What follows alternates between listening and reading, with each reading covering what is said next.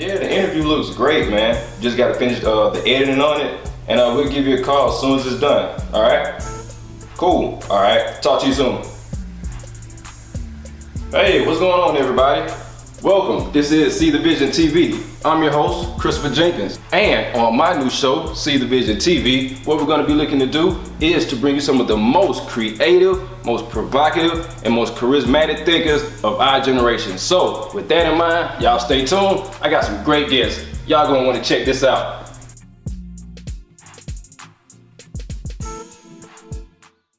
What's going on, everybody? Welcome back. Once again, this is See the Vision TV. I'm your host, Mr. Christopher Jenkins. Y'all already know what time it is. Nothing but the greatest guests in store for you. We got another one for you, y'all. It took a little bit of work, had a couple of miscommunications, but we finally made it happen, and I am so honored to have him here on the couch with us tonight, this evening. We have none other than the brilliant, talented Mr. Reginald PoeticMindz Sweets. Mr. Sweets. What's going on, man? We got you here on the couch. What's going on, my brother? How you doing? Good to have you. Good to have you, man. It's a great honor to have you here on the couch. It's an honor to be here, man. No doubt, no doubt. For those of y'all that may not know this guy, let me just tell you, his work is impeccable. I will never forget the first time I saw him perform his poetry / spoken word / motivational speaking, whatever you want to call it, is powerful. While I was matriculating on the campus of Albany State University, I believe it was Poetry Week or Literature. Yeah, it was National Poetry Week. Yes, and I caught you in the student union, and let me just tell y'all, he laid it down. Point blank, period. He laid it down. He had the whole audience quiet, just on the edge of their seats, listening to what he was saying. It was so deep. It was so moving, and wow, I will never forget that experience, my brother. I really enjoyed that experience because it was so organic. It wasn't structured in any kind of way. You know, they asked me to come, and I was like, yeah, okay, well, where we gonna be set up? I was like, you can be set up right here in the student union. Right there. Like, cool, right there. That's what it is. Yeah. And I remember it's just people just being all the way around, and then seeing people come up and just stop and just listen to what was going on. Right. And those type moments are some of the best moments. Those unrehearsed, unrehearsed moments where it's just strictly organic, and whatever is in that moment, it just comes out. So I really enjoyed that moment, man. I really did. Yeah.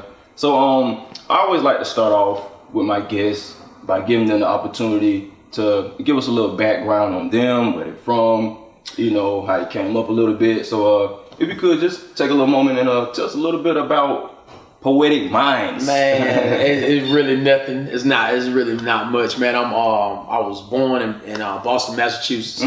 My mom is actually she was born in Bainbridge.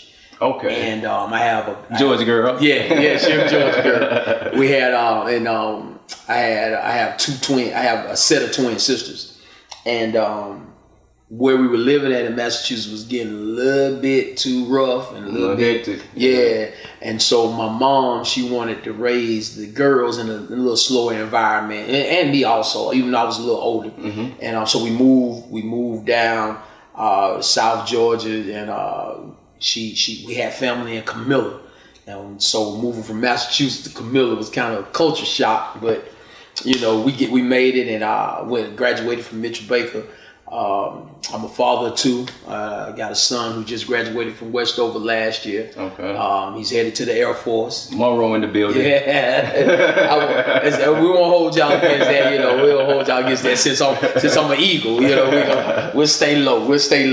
And I have a daughter, Amaya Sweet, who's a junior at Westover right now. Okay. And she has a couple of plans. Her plan is to go to college and major in journalism. Okay.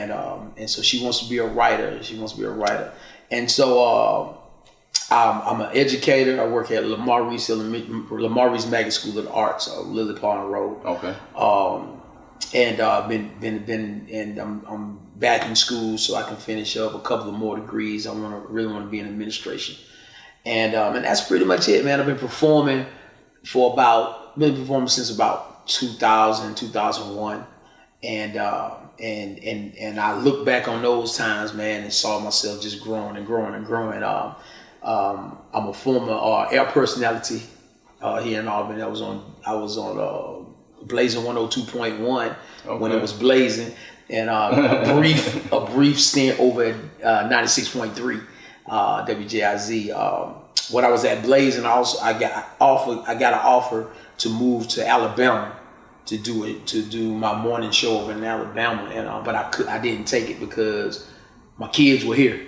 Right. And so I was at one of those crossroads, you know, do you go and build a career or whatever, or do you stay close to your kids? Build a family. Yeah, build a career, build a family. Right. So I chose to be here.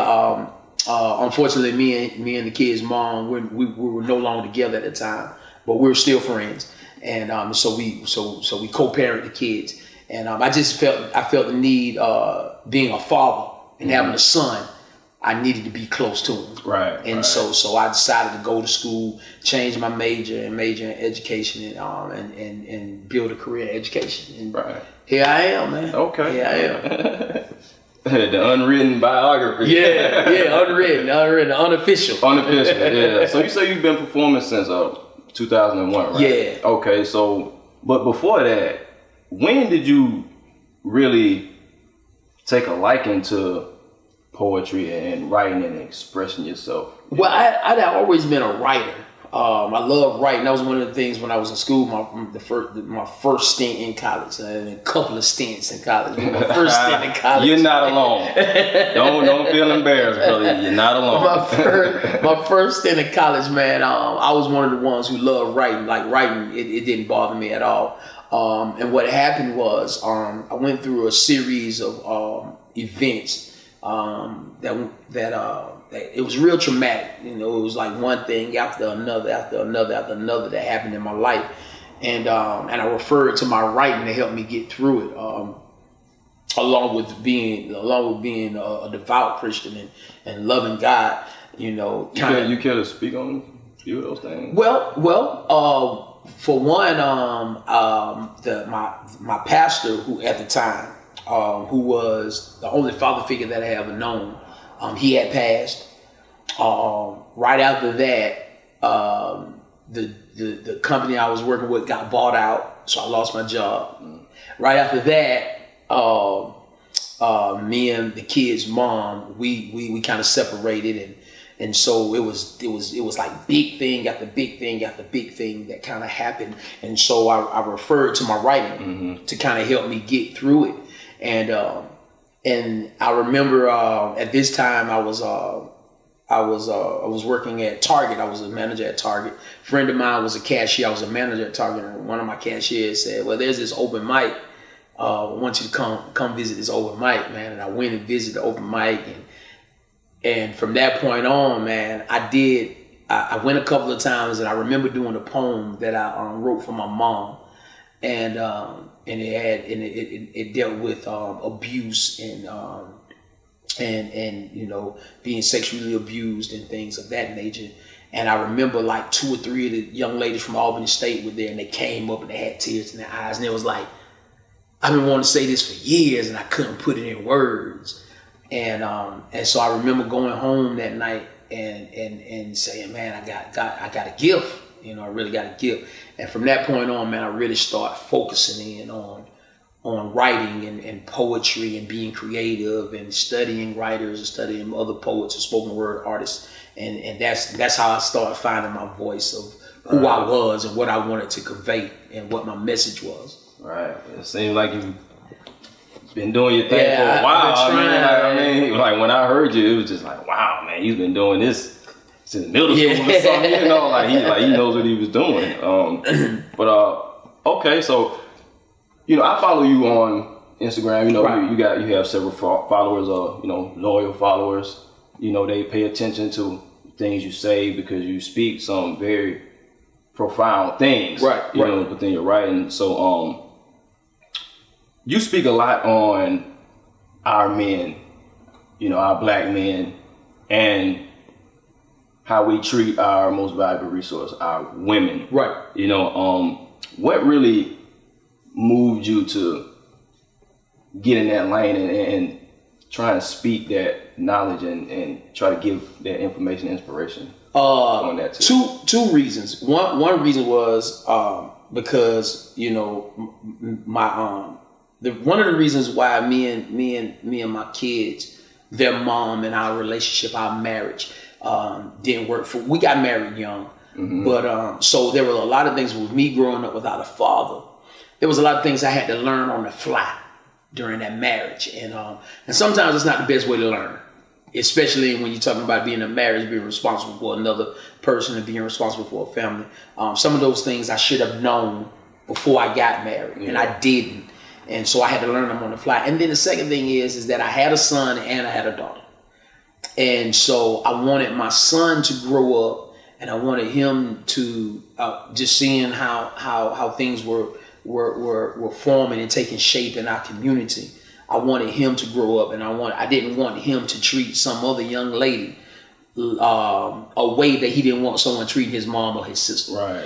And then on top of that, I wanted someone to treat my daughter, like she is the diamond that she is. And so I started to self evaluate and go inside of myself, man, and really take notice of the things that I did wrong and some of the things that I did not know, and take it upon myself to learn. And once I found out those things and started learning those things, I wanted to convey that same message to whoever would listen. And so I said, well, shoot, social media is the best way to do it. Sure, you put something on social media, boy, they catch it, man. So I started taking the first thing I started doing. I started taking little quotes and stuff out of poems that I would write, and then put it on there.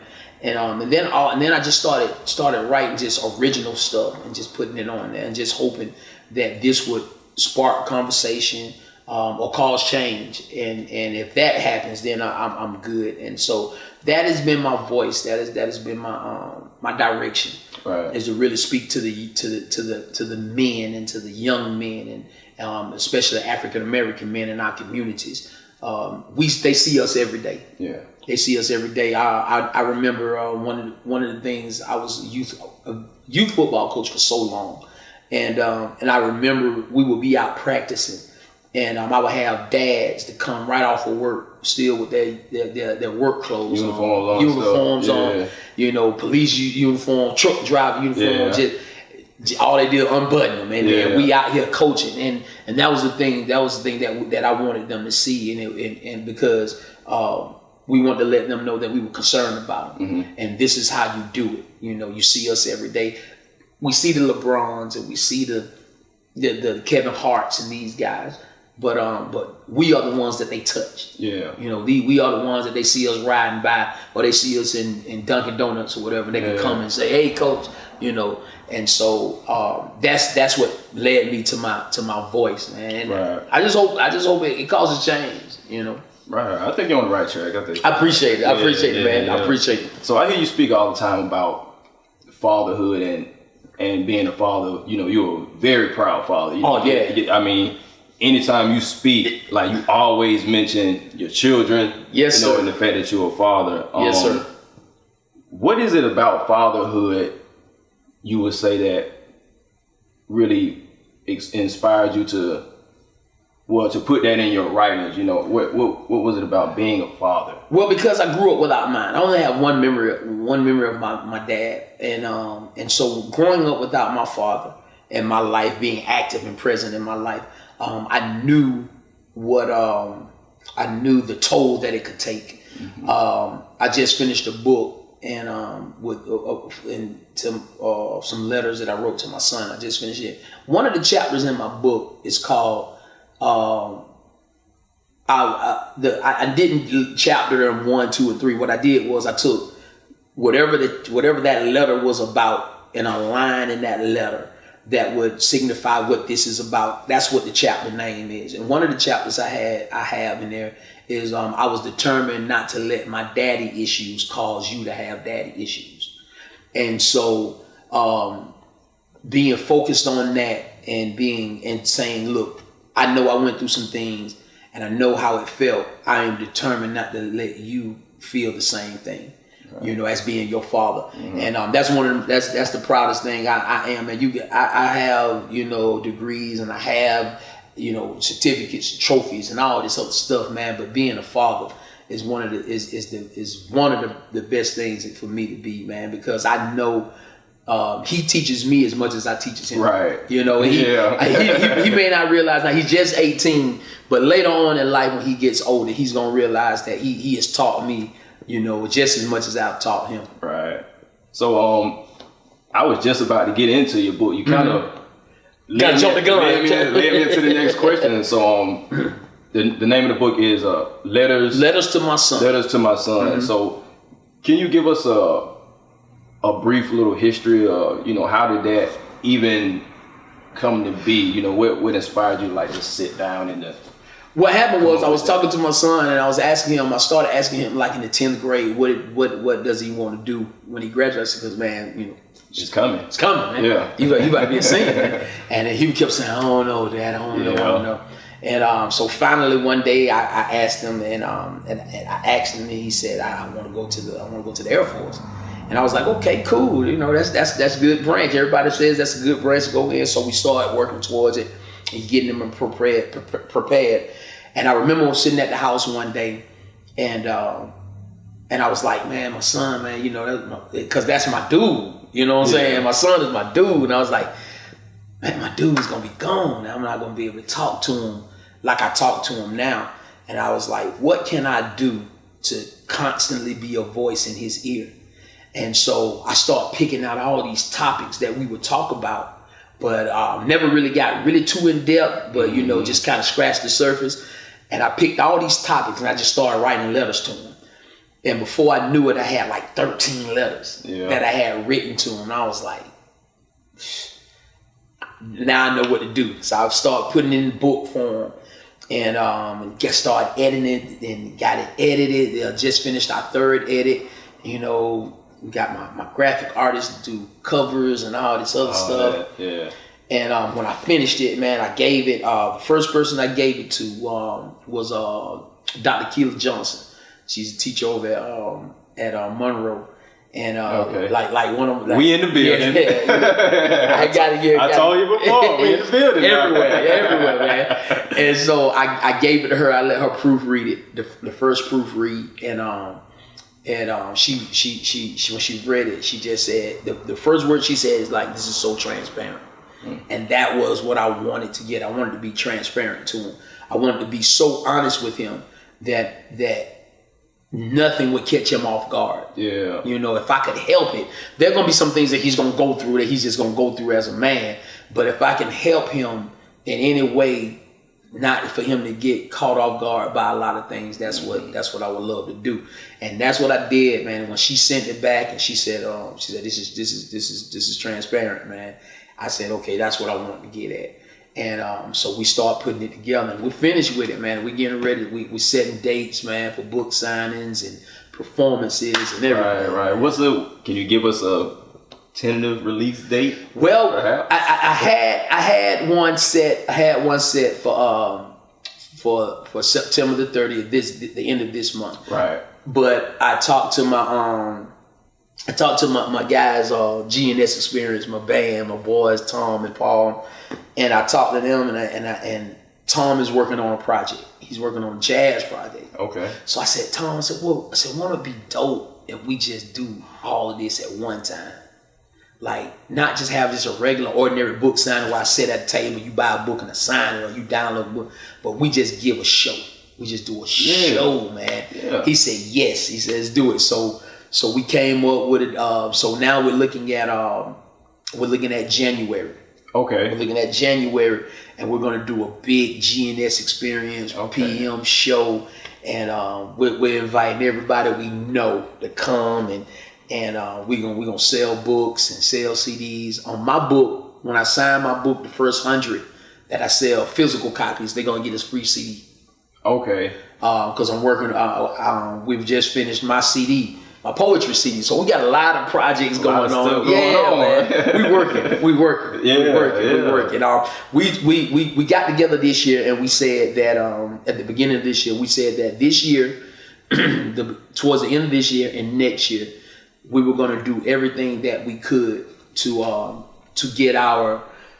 bring focus here to this area because I would go perform. I performed in just right there in Atlanta, and people would say, "Oh, I didn't know nobody was doing poetry like this in Albany." You know what I'm saying? And so, I mean, it's here. It's here. It's here. The talent is here, and so very much so. Yeah, it's here. And one thing my pastor always tells me, I go to Raymond Word Cathedral with Bishop Victor L. Powers, our pastor. And, Bishop Powell, he's a powerful dude. Because I've heard Bishop Powell speak. I caught him down at the Albany Civil Rights Museum one evening. There was a panel of pastors and leaders in the community. Even Chief Presley was there. And he's got some stuff to say. Man. He always tells us, man. And one thing about our church, man, he's really committed to raising leaders. And I can believe it. And so one of the things he always tells us is that we don't have to look for the 100 phone calls or look for the 100 emails. Just look for that one. Just that one. And so that's what we're doing, man. And we're really trying to make it happen, man. And trying to bring using our gifts and our talents to bring awareness to some of the problems that we have, especially as being young African American males. Right. So you say you performing in Atlanta, but I'm just curious, like, since you've been performing since 2001, where has your vision taken you? Man, it has taken me all over the United States. All over the United States. West Coast, all the way out to the West Coast? As far as West, we've been to Arizona. We haven't gotten to California. You ain't California yet. We're shooting for Los Angeles needs you. Yeah, we're shooting. Yeah. We're definitely shooting for Los Angeles needs you. For the West Coast out there. Yeah. But our goal is to really travel out of the States. We really want to travel out of the States. We want to go. That would be cool. Yeah, we want to go to some foreign countries and do our thing and just allow God to and we're just believing that God's gonna open up some doors for us to share our stories because we all have a story. We all have a story to tell, and we just want to we want to collaborate and get together and share our stories. Right now, I'm partnering up with Our Kids, Our Future. Mentor group. Drake. Yeah, Drake has an awesome vision. He man. does. He has an awesome vision, and another thing my pastor always says is don't try to reinvent the wheel. So Drake was doing something real positive.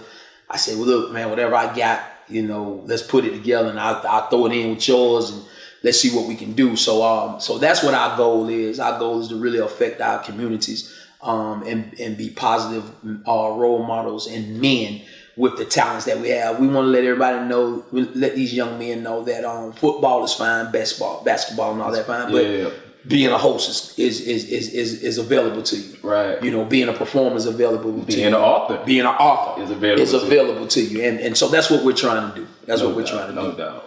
Wow, man. Let me say it's been an awesome honor and privilege to have you on here, man. Let me just say, man, I've been watching you, man, and I've been really appreciating. I've really been appreciating. You had Craig Dry on. Coach Craig, man, and I started watching from then, and I was like, this is what we need. Like I said, the young men can look and say, you know what, I don't have to play basketball. I don't have to play football. I'm a coach, so I love athletics. But I want them to know that the world is bigger than the football field, bigger than the basketball field. It's sitting in the chair. It's creating your own niche, creating your own thing. So I applaud you in what you're doing, sir, and I appreciate it. Appreciate what you're doing. I hope that other young men take this cue and run with it. No doubt. So you have some competition, It's my fault. It's my fault. It's all good. I hope other young brothers take that initiative too and find that talent, and don't be ashamed or afraid to pursue that. Exactly. Yeah. And I know, and you're gonna see, you're gonna have an influx of people coming your way, man, because I want them to connect with you. I want them to connect with you, man, and do some awesome things, man. Some awesome people out there who probably don't even know that you're doing this. So we're gonna let them know that you're doing it, man. Okay. Let them know that you're free plug. Appreciate it. Yeah. And I'm gonna say this here, man. Any event that I'm doing, anything that I'm doing, hosting or creating or whatever, if you want to show up with your camera, you want to do live show, whatever you want to do, man, wherever I am, you there. Okay. The door's open, man. I appreciate it. The door's open, man. You come through and do your thing. Man, once again, this has been See the Vision, Mr. Reginald, PoeticMindz Sweets. Thank you for coming through. I appreciate you having me, bro. No problem. Appreciate you having me. Until next time, y'all, this has been See the Vision. I'm your host, Christopher Jenkins. And remember, don't just see that vision, be that vision. We out till next time. Peace. Write what I feel. Feel what I write.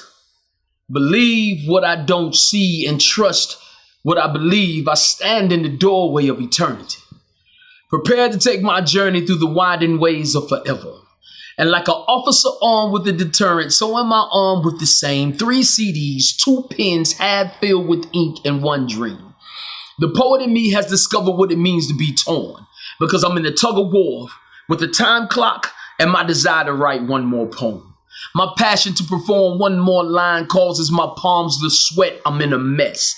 Open mics provide serenity that can only come from the exhale of the audience. And if that breath of life hangs on every verb and word that I bleed, then the attempt to pick the locks on your thoughts will be complete. I promise you, this is what a poet needs. But some poets measure success by Facebook friends and YouTube clips. Def Poetry logos and slams won. But me, I measure success by daddy, I love yous. And when I grow up, I want to be just like yous. And at that moment, I hold back tears so full that it makes the governor of New Orleans nervous. But in the same blink, I'm scared. Because when my son looks at me and says, Dad, I want to be like you more, I have to explain to him that, son, your dad is a poet. And not many opportunities to birth these poems are knocking down our door. He doesn't understand that sometimes this poetry thing comes up short. He doesn't understand that sometimes this poetry thing doesn't pay the child support. But my child supports my endeavors with the poems that I write in his tears, and I swear, for me, that's enough. So for 3.5 minutes, with my heart in my hand and my hand in the chest of Jesus, I breathe. I need you to listen to the conversation between my poems and my knees, because at that time I realized I'd rather carry a notebook than a briefcase, a poem instead of a nameplate. Be real in front of y'all than sit behind a desk being fake, spend what I make, give more than what I take. Rebuild the United States government, give Barack Obama a way of escape, because I'm willing to get dirty. Because it ain't nothing that I wouldn't do for my family. It's simple. Take these poems upon thee and learn of me. For my rhymes are light and my rhyme schemes are easy. Poetry needs me. That's why I write what I feel what I write, believe what I don't see, and trust what I believe.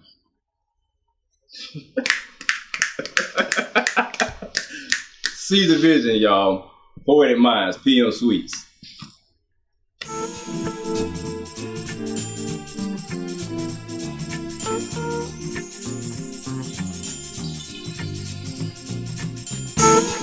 Black Golden Kid.